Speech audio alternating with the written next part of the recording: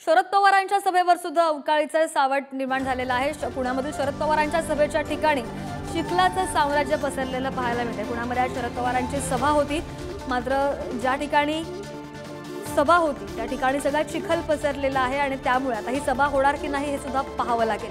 त्यामुळे अवकाळी पावसामुळे बरंच नुकसान झाल्याचं पाहायला मिळते। एकीकडे शेतकऱ्यांचं पिकांचं नुकसान आहे, मात्र दुसरीकडे शरद पवारांच्या सभेच्या ठिकाणी सुद्धा चिखलाचं साम्राज्य पाहायला मिळतंय। अधिकची माहिती घेऊन आमचे प्रतिनिधी तुषार झरेकर आपल्या सोबत आहेत। तुषार, पुण्यामध्ये सकाळपासूनच अवकाळी पाऊस पडतोय आणि त्यातच आता शरद पवारांची जिथे सभा होणार होती, स्टेज जिथे बांधला असेल तिथलं काय वातावरण आहे, काय परिस्थिती आहे? चिखलाचं साम्राज्य पसरलेलं आहे अशी माहिती मिळते।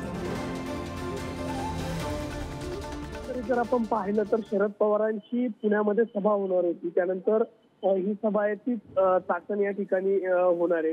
दोन वेगवेगळ्या लोकसभा क्षेत्रात खरं तर ही सभा होती शरद पवारांची। मात्र पुण्यातील सभास्थळी जर आपण पाहिलं तर मोठ्या प्रमाणामध्ये पाऊस कोसळल्याचं एकंदरीत चित्र आहे आणि त्यामुळे याचा फटका कुठेतरी या प्रचारामध्ये होताना पाहायला मिळतोय।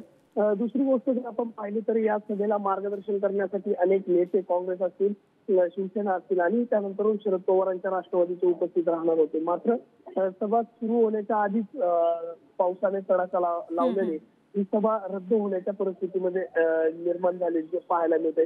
काही वेळात तसा निर्णयही जाहीर होण्याची शक्यता आहे। काय निर्णय होतो आपण पाहूयात। अपडेट घेत राहू तुषार, धन्यवाद दिलेल्या सगळ्या माहितीसाठी।